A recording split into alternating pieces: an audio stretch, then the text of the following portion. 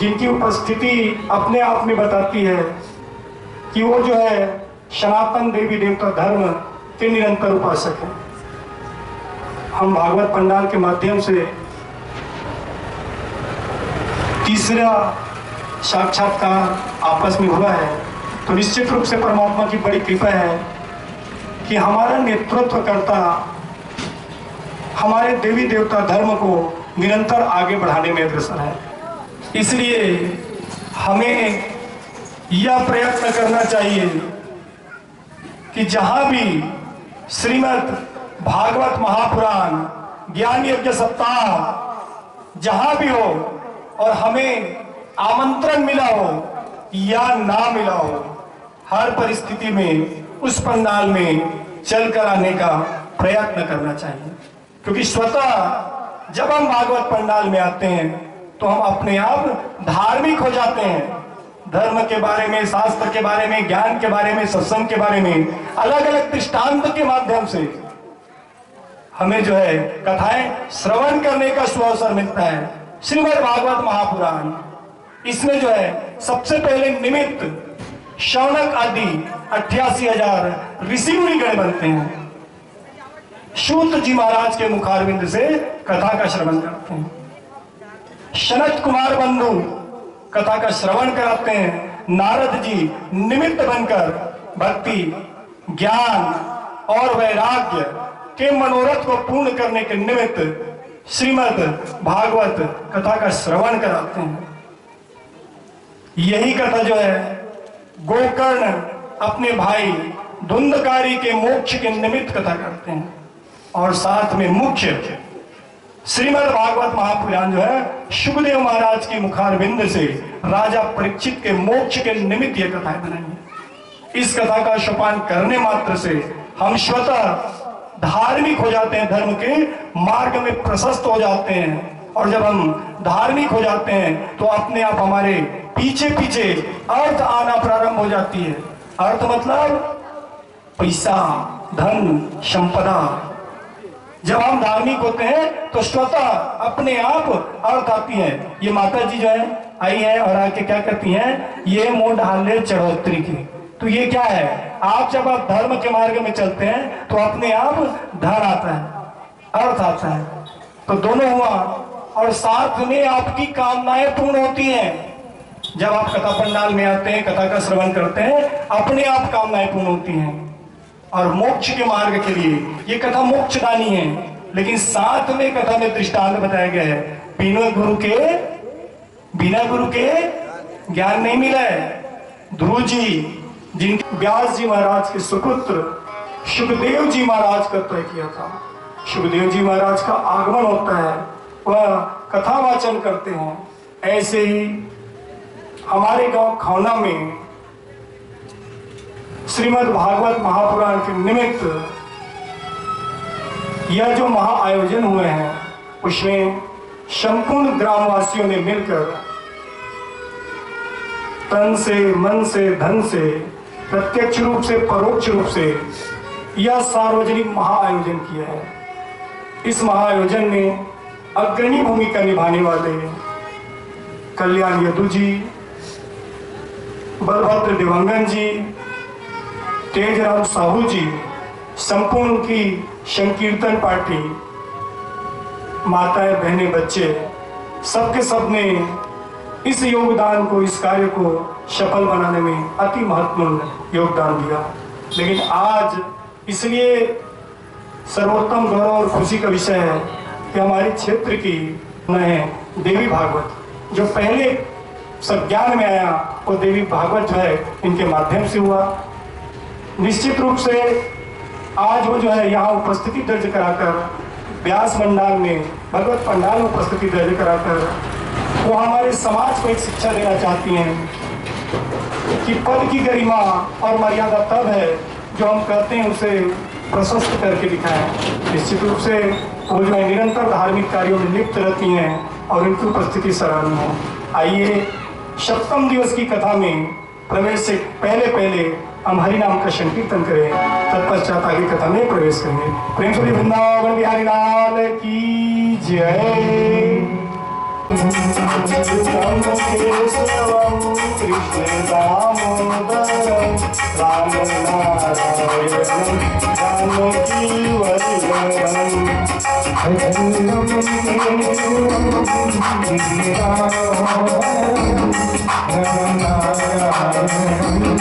जानकी वल्लभं च्युतं केशवं कृष्ण दामोदरं राम नारायणं जानकी वल्लभं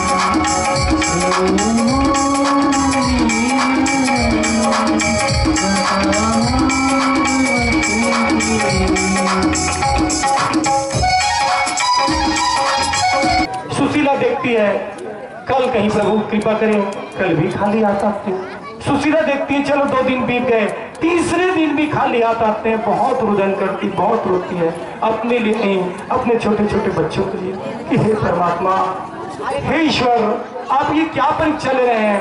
रात्रि में यही कोई 12 से 1 बजे रहा हो, बालक जो है, बच्चे जो है उठ जाते हैं, मैया बहुत भूख लगी माँ, कुछ तो खाने को दे दो। माँ जो है अपनी हृदय से लगाकर चुप कराती है, और जब बहुत ज्यादा रोते हैं बच्चे, रहा नहीं जाता, सहा नहीं जाता, तो वो जो है सीधा सीधा आते हैं और आकर सुबह मुस्कुराते हैं कि आज तक मैंने कुछ नहीं कहा, जब से ब्याह के आई आपने जो वस्त्र दिया उसी को मैं सीसी के पहनती हूँ। जो भी भोजन बनाने के पात्र हैं वो टूटे हैं फूटे हैं, उसी में मैं काम चलाती हूँ। मैंने कुछ नहीं कहा, लेकिन आज मैं कह रही हूँ इस बच्चों का दुख मुझसे देखा नहीं जाता। आप हमेशा कहते हैं कृष्ण कृष्ण कृष्ण कृष्ण, आपके मित्र कहते हैं जाइए उनसे सहायता मांगिए। सुदामा कहती है कृष्ण मेरा मित्र नहीं है, कृष्ण मेरा मित्र नहीं है, वो तो मेरा सब कुछ है। और हमने एक ही जगह शिक्षण की है, पढ़ाई की है, हमारे पास तो कुछ है भी नहीं। अगर मैं कृष्ण से सहायता लेने जाऊंगी तो खाली हाथ नहीं जा सकता। क्यों? इसलिए क्योंकि शास्त्र कहता है, और जिस गुरु के मार्गदर्शन में हमने पढ़ाई किया वहां कहते हैं 4 लोग जिनके पास कभी भी जाए खाली हाथ ना जाए। दुच्छा नहीं जाने जाए वो 4 जगह, तुम आप जान लो कौन जगह 4 जगह। पहला, राजा, किसी भी राजा के पास जाते हैं तो उपहार आपको लेके जाना पड़ेगा, कुछ ना कुछ लेके जाना पड़ेगा। दूसरा, गुरु, कोई भी गुरु देता है, कान फुकवाना आसान है, फुकवा रहे हो तो दुच्छा नहीं जाने, कुछ नहीं है तो कागज पत्थर पुष्प फूल धर के माथा टेकते हैं तो हाथ हलावट नहीं जाना है, कुछ ना कुछ लेके ही जाना है। और चौथा, मित्र, संगवारी बनकर जाना है। पहले के समय में जब भी कोई परिवार रिश्तेदार सगा घर जाए कुछ न कुछ धर के जाए, ठीक है। तो ये 4 जगह तो सुदामा के थे कि कृष्ण जो है द्वारिकाधीश है, मतलब राजा है। सुशीला जो है बड़े आस के साथ, बड़े विश्वास के साथ तांदुल है उसको लेकर आती है और पोटली में बांध देती है, कहती है अब देखिए आप जो है ना संकोच त्यागिए।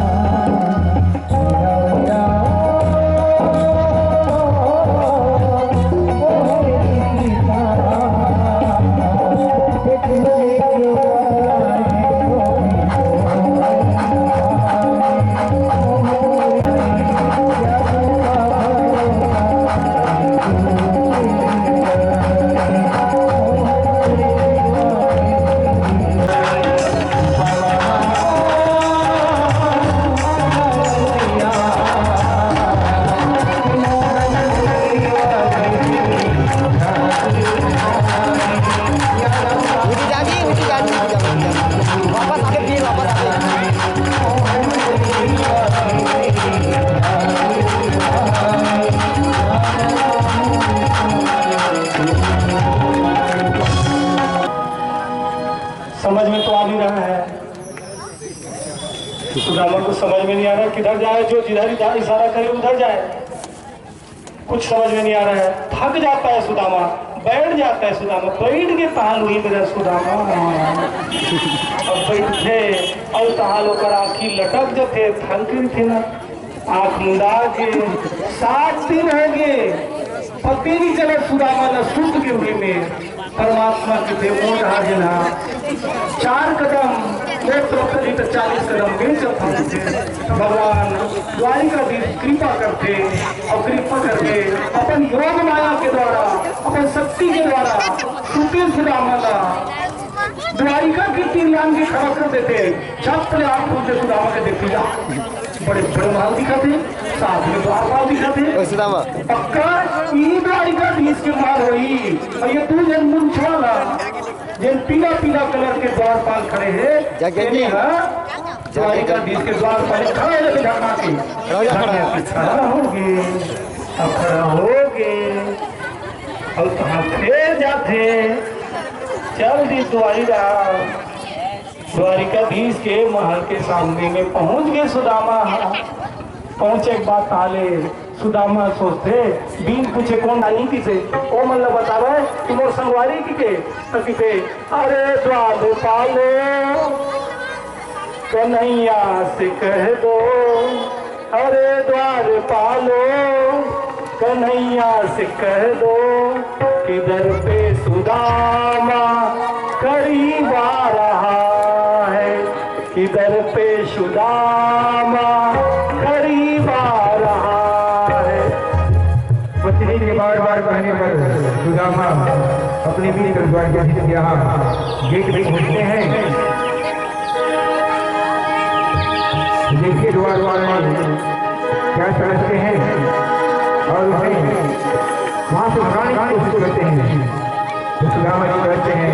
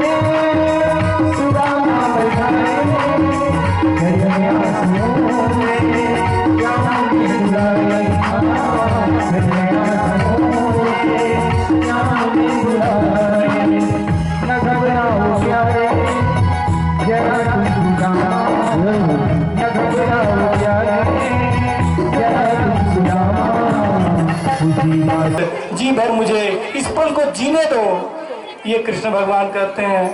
सुदामा संकोच लजा से जाते हैं।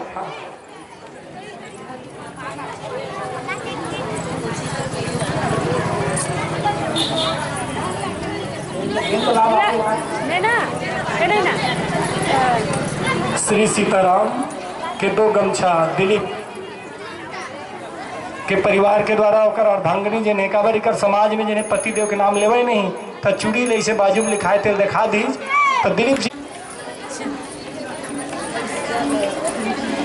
संपूर्ण जगत जानता है कि सुदामा जो है दरिद्र था, लेकिन ये नहीं जानता कि यह गरीबी सुदामा ने क्यों आत्मसात की, क्योंकि उसका मित्र जो है द्वारिकाधीश बन सके, धर्म की स्थापना कर सके। इसलिए